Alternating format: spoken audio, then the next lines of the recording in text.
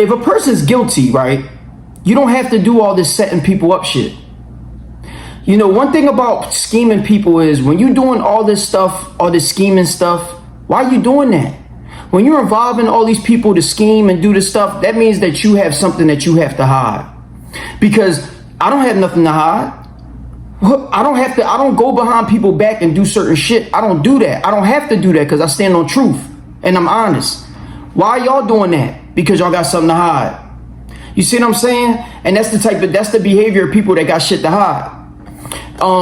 And I want to talk about, right, in this, before I even go into that topic, I want to talk about black racism. I want to talk about racism or self-hatred within our own communities. And I know that this is going to be a touchy subject, so I'm gonna go really into depth, and I'm gonna speak of facts, and I'm gonna speak some opinions, but they're going to be so factual. The opinion's going to be backed by facts so much that maybe it will change other people's perception or their opinions. When I was growing up, I became a boxer. I became a boxer when I was young. I actually fought in one of the most legendary gyms in Philadelphia. It's called Joe Frazier's Gym. Joe Frazier, he wasn't my trainer, but we did pad work together before. My trainer was somebody named Val, but my trainer as I got past Val was Marvis Frazier. He'll come out the back of the office and train me. One of the things that I really loved about Joe Frazier's gym, or Joe Frazier himself, is that before I became a boxer, I did a history report. You know, every year in middle school we had to do a Black History report on somebody. I did one on Jack Johnson. I never heard of Jack Johnson before, and I did one on Jack Johnson. I also did one on a lot of black people like Marcus Garvey, like Booker T. Washington, like Frederick Douglass, and the slave, the Harriet Tubman. I did one on her too. And you know, I did do stuff on the most popular ones. Obviously, there was a time that they didn't want you to do it on popular black people, because they wanted you to find out about black people that are not as popular, but that contributed to our society. But there's a reason why Jack Johnson was somebody I did not know. I thought he was little name, like a no name, so I did it on him. And this is funny because Jack Johnson ended up becoming like my role model, my hero. And one thing about Jack Johnson was he was unapologetically him. And anybody that knows me will tell you I'm unapologetically me. I'm so secure and so sturdy within myself and within my own, I guess, body or something like that. I'm unapologetically me. Now, I want to bring something to people's attention. That does not mean that I'm incapable of being insecure at times. That just means that I have built security around my insecureness, I guess, or I made my insecureness more stable, something like that. I don't know how to explain that, but it doesn't mean that I always was secure. So people have this mentality that when they come out of the womb, they automatically like the most sturdiest, gangsterest person, the most smartest person, the most money getting person, this is impossible. I mean, this is like clearly impossible. You're not that. You grow into that. The world forms you. The world forms you into that. Bullies become violent people most of the time from being bullied. Some bullies become tougher and become people that stand up for other bullies. You get what I'm saying? Like this is what happens. It paves the road for you, and it paves the way of the type of person that you're gonna become when you become an adult. Now, y'all follow that? So when I read about Jack Johnson, he was unapologetically him. And what happened was, as I got older, because I used to be called names like white boy, stuff like that growing up in the black community. And I'm black and I'm Puerto Rican, so I'm mixed. I'm like half and half or whatever, right? My mom is from Puerto Rico. My dad is black. He's 100% black, or whatever you want to call that. So it was always like one of those things. I always had hatred from dark-skinned people, especially dark-skinned ugly people. I mean, this is like this was like they were like my rivals. Like, if you was dark-skinned and you was ugly, you are my rival. Like, you mean, and I never had rivals. I never looked at people and was mad at them. And I don't know what that feels like. And I grew up to kind of pity that a little bit. I grew up to look at that and be like, damn, yo, because when I see the 7 deadly sins, right, I don't suffer from none of them. So when I see that stuff, I'm like, yo, this is amazing stuff. I'm not greedy. I'm one of the most non-greedy people on this earth. I believe that, yo. I'm one of the most margin type of medium person. Like, when it comes to that type of stuff, I really feel like I'm like average everything. You know what I mean? Like, I don't look at myself as being greedy at all. You know what I'm saying? Do I get to my share of money or women? Like, I'll give you an example. I used to get a lot of women when I was younger, and I passed them off to like my friends. Not pass them off like in that sense, but I would like I would not go after some of the girls that my friends wanted. That's what I mean. Like, I'll be like, all right, I'll skip her and I'll go to the next chick. And that was just, or I will always ask the girls if you have friends, for my friends. And I did that all the time. And that's wallahi. This is not no fake stuff. I always did this. I always be like, yo, you got any friends? I had many situations where my friends actually had sex with the girls that the friends of the girls, before I had sex with the girl my girl. That's happened to me multiple times, yo. And it's crazy. I mean, but they hitting in my house, and I never, yo, I would let my friends have sex on my bed, that's what type of friend I was. And if you're that type of friend, I'm gonna tell you something. You know, if you're that type of friend, yo, don't be like that. Change that, because what happens is people are gonna take advantage of you. They're not your friends, yo. They're not your friends. I know you hear this from your parents. I know you hear this from other people. They're telling you the truth, yo. I don't care. Everybody wants a brotherhood in the minority community, and until we create a brotherhood, because let me tell you something. Anybody know about the Dogon tribe, the Dogons, the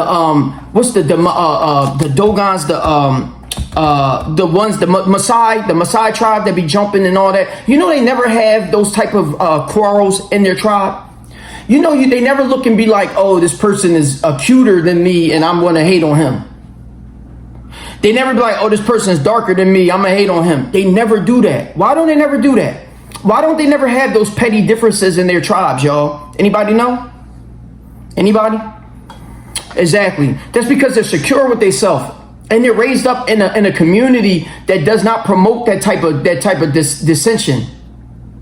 And all I did was, as I grew up, I tried to be an advocate for us. I tried to be an advocate for us. You mean, because one, I saw division in our ranks and I didn't like it. You mean, that's why I became Muslim. Because let me tell you something. When you're a Christian, I was Catholic. I'm Catholic, and there's racism. I'm looking at racism when I grew up, went to Bible school or whatever. It was racism in my class, and I'm looking right at it. I'm like, look at this. So if you got racism in Christianity, do they have racism in Islam? Not at all. Not at all. Not at all. So, you know, this is one of the things that, you know, like, even when I go to Arab, what do you call that? Like masjids and all that. They'll pull me in like I'm a brother. Now, I do know I look like an Arab, and I understand that, but they still pull me in like a brother. Now, if there is racism in our communities, yo, and Islam, we're like, one thing about Islam is we're so political. Like, we just don't do certain things. Like, you're just not going to see that in our community. Now, I don't want people to think that I favor one over the other. I am a believer, yo. I'm a believer, yo. I'm very sturdy in my belief in God and Allah subhanahu wa ta'ala. So I'm not one of those people that's going to sit there and play with people, yo. I don't care what people do on that sense. I'm a believer. But I wanted to use that as a point of emphasis, because I wanted to show you something, that when I grew up, that's all I had is people hating on me, and it was my own people. It was my own people, yo. We were our own worst enemy, yo. It'd be us. It'd be us doing it. And when I grew up with my group of friends, I had childhood friends. I even had childhood friends in different neighborhoods. So I would go and have childhood friends in different neighborhoods, and we grew up together and stuff like that. And I thought I wanted to treat everybody the same. The problem is that people did not look at me the same. And the ones that opened, it seemed like the ones that opened their arms up even more, they were hating. They had something underneath their self. Because one thing I would tell you is if you loved me so much, you wouldn't have done some of the stuff that you did to me. You wouldn't have did that. And no matter what people will say about you as your childhood, like, because we all make mistakes when you're younger. We all make mistakes. But when you repeatedly do something, when you are actively scheming, because any time in between the scheme, you can have a change of heart. You can say, okay, you know what? I'm done. I'm not doing this no more. My conscience is ringing. You get what I'm saying? Like if you're robbing somebody and you're like, you know what, man, I'm just gonna go ahead and move on. Like, you see what I'm saying? Like, it's in between the act. You could change it, and you don't. So what I mean is, when you have a duration, it's not like a quick thing. It's not a quick thinking type of thing. Like, oh, I'm quickly doing something and I'm defending myself or something like that. It's when you are constantly doing it and you know what your outcome is going to be, and you see it all the way to the end. And that's what I saw when I grew up. I saw black racism, and what they call is called intra-racism. I saw black racism within our communities, y'all. And everybody can testify to this. This is easy to see. And you know where it stems from? It stems from Willie Lynch. It stems from the Jack Johnson thing I was talking about, because Jack Johnson, there was a letter. It was called A Word to the Black Man after Jack Johnson won his championship. Jack Johnson won his championship against the Great White Hope. And let me tell you what I'm gonna bring that word to the black man up on that screen. And what's going to happen is, when you read it, and I'm gonna bring the Willie Lynch letter up on that screen, and what's going to happen is, when you read it, it should upset you. It should upset you. I knew when I saw Roots during Black History Month, we sat there and watched the whole Roots, all 50 video cassettes of it, because back then we had VHS. And when I saw Roots, and I saw what Toby Kunta Kinte had went through, what I saw when he went through, there's many movies like that. Mississippi Burning, Rosewood, A Time to Kill is really one of them. It's so many movies like that depicting black people being tortured, basically by racist white bigots. But the problem is that we have racist black bigots too. And this is a taboo subject in our communities, but it needs to be talked about. Because what happens is that you have a bunch of people that hate on other people, and they're gonna give you any excuse of why they do it. They give you any excuse of why they do it. And to me, honestly, yo, when I only seek revenge, when I only seek punishment, eye for an eye or something like that, I was inflicted. And not only was I inflicted, but I was inflicted multiple times. Not only did my ex steal from me multiple times, because she stole my property, she stole my money, all that, she set me up with the cops. But she set me up with the cops and she gave me 2 cases. I gotta live with this forever. This is unacceptable. You get what I'm saying? So this is what I mean about people seeing things through. At any given time, she gonna be like, yo, I'm not gonna do this, yo. I'm not gonna do this, yo. He ain't even do this, so I'm not even gonna do this to him. But no, she didn't. She didn't do that. And that shows me a lot about people. It shows me a lot about the racism that you see in people. And it be our own people that do it to you. It's always your own people, yo. It's always your own people. And I wanna make sure that people understand that. Because it's a lot, it be your own people. And I know people say, there's a lot of childhood psychologists that say stuff about family structures being separated. So what happens is, and they meant about the childhood thing I was talking about, when you're growing up and you see division in the family, it skews your way of how you manipulate in through the world. Like what I just said about division in the black community could be something stemming from division in my family. Something like that. And yes, did I see racism on both sides of my family? Of course I did. I very much did so. I got 2 step parents. I've seen that even with that. I have seen a lot of stuff that in between growing up that just was it just was one of those things where it surprised me. It surprised me growing up. But one of the most surprising things I've ever experienced was growing up and going through the social parts, having friends and stuff like that, and watching them do the stuff that they did to me. Because a lot of people going to say, well, what did you do to them? Why do you have these people? Why'd you do that? And you know, that's a good point. That's a good point. They can always say it's you. They're going to always say it's you. They're going to always say that. And the sad part is it could be you. See, you got to understand, I'm unapologetically me. I'm very strong at what I stand on. That intimidates people. So what do? They use something that they feel like they can use against me. I had men literally send women at me to try to bring down my self-esteem. I had grown men, not grown men, but teenagers, stuff like that. And I've had grown men send women. Multiple times this happened in my life.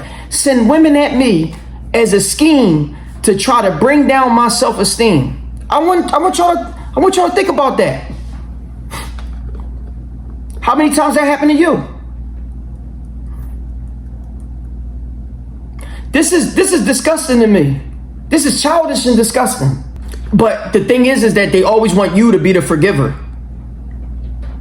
They always want you, after the infliction is done, they always want you to be like, man, come on, man, just move on and you forgive. How interesting is that? They never tell the person not to do it. When other people are around and they see it, they think it's funny. They ha ha ha ha ha and they laughing. They think this type of actions is funny. Ha ha ha, yeah, let's do it. Ha ha ha, yeah, let's do it. Ha ha ha, that's funny. He thinks he's so high up there. Ha ha ha. He think he's so better than us. Ha ha ha ha. This is really what people do, y'all. Everybody knows that I'm telling the truth. This is what people do.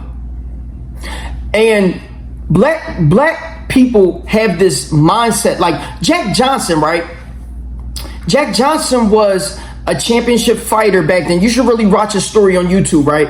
And black people looked up to Jack Johnson, really looked up to him. Let me tell you what white America and the media did to Jack Johnson, right? They caused a division in the community with Jack Johnson. And I seen it in my own community about me. The first thing the media did was they put lies in the community about Jack Johnson. And then they put a report saying the black community disowns Jack Johnson. So what did black people love Jack Johnson. What did they do? They started to believe the media and they started to disown Jack Johnson. They were supposed to be he was from Galveston. There was supposed to be a Galveston parade for Jack Johnson. After winning the championship, they canceled it. This was his hometown. They canceled it. They so corny. They so scary within themselves. They canceled it. You know what I seen growing up? I seen people choosing sides. I seen people choosing sides growing up. I seen people grow up with somebody, love somebody, say that they love somebody, say that I'm with you, I know your mom, I know all this shit. And I seen people sell each other out and sell them out. They chose a side. You know what happened when they chose the side? You know why they chose the side, yo? The division. They'll send a little division in there and now you're choosing sides. And they'll act like they never fucked with you before. They act like you weren't a friend. They act like you weren't the one that gave them the last dollar. They act like you wasn't the one that put them on. Look at all the people that deserted Puffy at his lowest point. I look at this type of behavior. If you're not sturdy enough to kick me while I'm up, what type of person is you to kick me while I'm down? That's what suckers do. That's suckerish mentality. But that's what suckers do. That's all sucker stuff. I love it. I love it when I see it. Because it always tells me what type of person you are. It shows me. Sturdy people don't do that. A sturdy person is going to ride with you no matter what. Unless you're totally wrong. And even then, he's not going to kick you while you down. As a matter of fact, he's probably going to help you up and help you through the process of learning from your mistakes. See, that's what black communities, the minority community, don't have. They don't have these type of people. They don't have sturdy people like me. They don't. They're so quick to disown people and cancel people that when they see it, they like, oh, that's not thorough. You know, the youth don't even know what thorough is. They don't know what thorough is. They so messed up. They think thorough is the person that has the most money. They think thorough is the person that's done the most violence. In the Quran, in the hadiths, the Prophet Muhammad sallallahu alaihi wasallam, he said the person is not the one that controls the crowd with his anger. The strong person is the one that is able to control his anger. Like, he doesn't impose his strength on the crowd. He doesn't impose his strength. The strong person is the one that can control his anger. That's what strength is. But a lot of minorities are weak, and they're finding that they want to take it out on people that they want to have pits. They're looking at a person like, oh, he's down and he's at his weakest. Let me go ahead and attack him. It's animalistic mentality. That's what animals do. If you don't believe me, look at Animal Planet. The lion, the littler lion, the one that's not the big lion, he'll go after the weakest animal, the one that's sick or the one that's old, the one that can't run the fastest. He ain't gonna go after the one that will fuck him up too. And what's funny is, when I look at people, I see it in our communities, and it's sad. It's sad to see. It's sad. That's all I had in my life. That's all I had in my life, is watching intra-racist. Meanwhile, I'm over here saving people. I save dark skin, light skin, I don't care who it is. I'm saving people. I'm saving other people. I'm saving people that make mistakes. Rapists too. See, because, you know, one of the things that I've learned in my life, and this is something I learned when I was locked up, I learned that just because you was charged with a crime doesn't mean you were guilty of it. And just because you're convicted of a crime doesn't mean you're guilty of it either. I actually learned that too. I learned that on this case. You know, our communities are in a sense in a state of dissension and chaos and manic insanity, because we're going to see Hunter Biden get a pardon. We'll see Donald Trump get a pardon.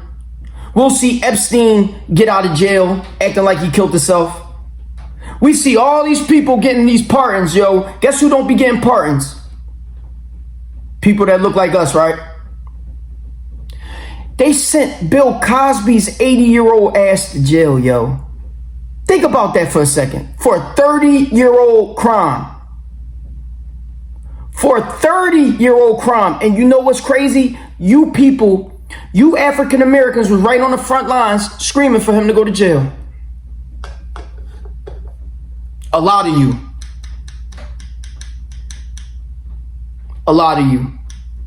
Look, I'm not going to sit here and act like Bill Cosby is a saint, or as sainty as I thought he was on that dumb show. Not dumb show, excuse me, the Cosby Show. I don't think anybody's a saint on this earth. I think everybody's going through stuff. You know what I'm saying? I think everybody is. I know that people think that because I say, you know, I think of myself as being a good person and a believer and stuff like that. Why wouldn't I think of myself as being a good person? Am I supposed to think of myself being a bad person? So, you know, I know that people will look at this and be like, you know, he's judging people by their actions. We all do. We all do. But I also do judge people with grace. I understand when people make mistakes. There's some things I can't understand, though. I would never be able to understand and forget a woman or one of my friends that did even this to me. That continued. He knew what he was doing. They continued to try to inflict this on me. That means that they had that hate in their heart already. That means the hatred was there already. Because one thing about feeling bad or doing something that you know you shouldn't have did is there's going to be a moment in between that situation or that decision that you're going to be like, yo, I ain't doing this. I'm not going to go through this. I'm not, fuck it. Yeah, I did this, but I ain't going to go through this. I ain't going to do it. Let me out the car. Let me out the car, Trey, or whatever. Let me out the car, Doe. Let me out the car, Doe. I purposely excluded people out my car. Them people know what I'm talking about. I purposely excluded people out my car because I knew. And now this is the type of repayment. This is the sad stuff that happens in our community, yo. And what's crazy is there's a white reporter, right?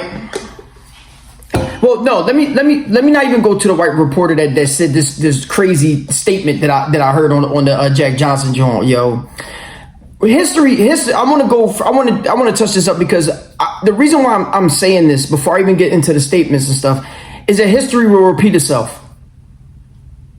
History will repeat itself. The same way I said that we had nuclear war before then and we'll have nuclear war again is the same way we're going to see division in our ranks at its point where we're going to keep seeing it.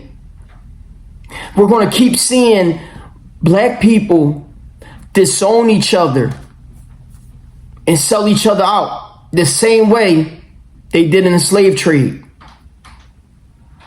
The same way we saw it with Jack Johnson and the media. The same way we see it right now in our media. Oh, Puffy. Oh, they waited till Cassie was paid $20 million. Then they locked Puffy up, months later?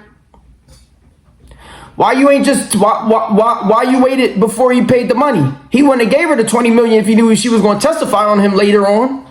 The fuck? This is the type of behavior of people that are vindictive. This is vindictive behavior. Not only did my ex steal my property from me, but she turned around and testified on me on a lie. And raised her right hand up to God. For me, that's all I need. That's all I needed to see.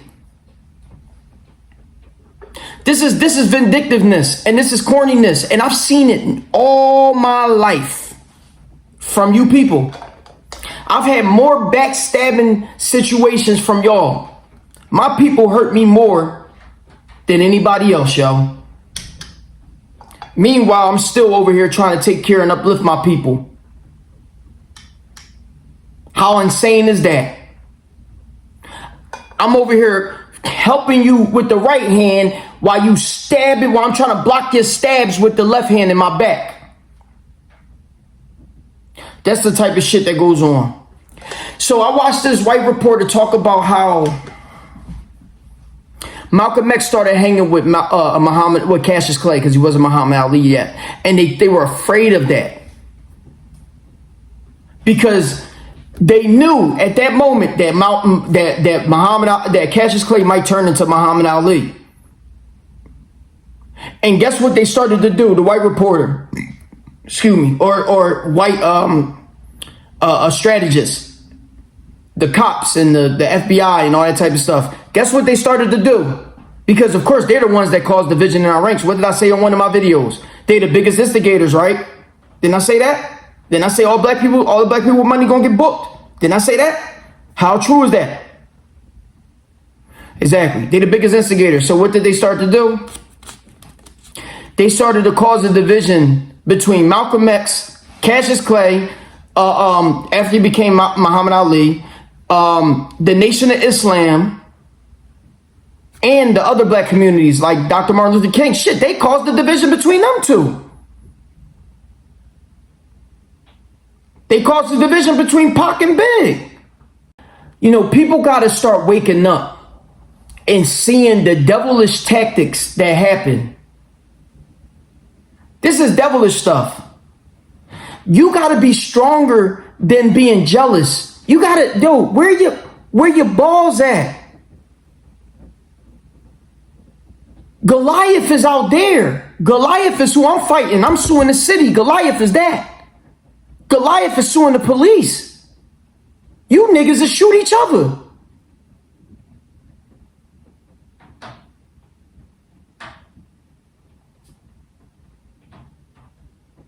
You niggas that shoot each other before you shoot anybody else that inflicts anything on you.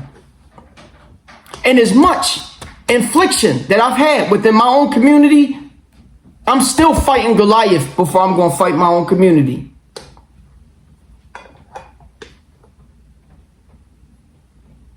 Because I could have been fighting my own community first and then fought Goliath and then sued the city.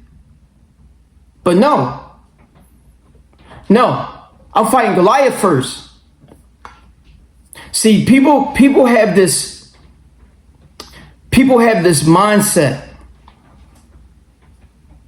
People have this mindset that you can walk on these people that are down, bring people down, bring people to your position of self-hatred. Because a lot of you people can't look in the mirror and love yourself. So you hate yourself. So you have this idea that you could bring people to your position of self-hatred. But you can't. You can never bring a sturdy person to your position of self-hatred. Because a sturdy person that's unapologetically himself is always going to love himself. Jack Johnson was sturdy enough to start dealing with white women. There's a lot of black women that hated that. And he said, through the heartaches of black women, I will never date a black woman. I'm gonna always date white women. And that's what he did. He married 3 of them. There's a lot of black women that's not going to like that. But you know what they're not going to do? You know what those same black women that say, oh, I don't like that, she messing with a white girl, they're gonna destroy the lives of every black person that come in there, that they get mad at. How many lives have you destroyed?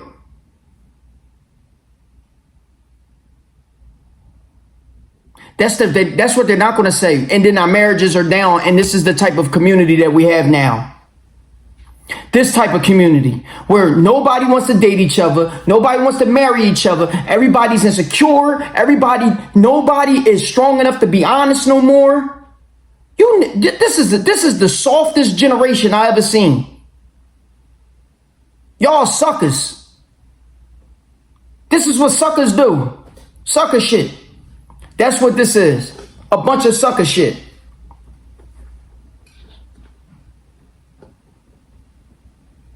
So as far as I'm concerned, when I look at the psyche of blacks and I look at black intra-racism, this is where we at with it. This is our communities now. And you know what's happening? Those bigot white people, they won. The Willie Lynch letter, the message to the word to a black man, all that type of stuff, all that bigotry, they won. They used your self-hatred against you. They made you start getting surgeries on your ass. They made you start getting surgeries for your chest. They made you start getting surgeries on your face and all this stupid shit. All this pounds of makeup that you spend, all your hair, all this dumbass shit. They won. They won. And black men, you want to run around and kill each other over stupid ass shit? Over dumb shit. The nigga ain't even do much to you. He ain't even do nothing. What'd he say? Something you could have, shit, the worst thing you could have did was forgive him. You could at least fought over it. But the first thing you want to do is shoot each other. Well, there you go. And then you lose your life too. This is stupid shit. This is sucker mentality. So you so insecure. You so soft and sensitive. You couldn't take that. You sensitive. You sensitive. I mean, you sensitive. You're a sensitive man. I mean, worst case, I ain't mad at that because I'll punch people in their face for shit too. But I ain't shoot them for it.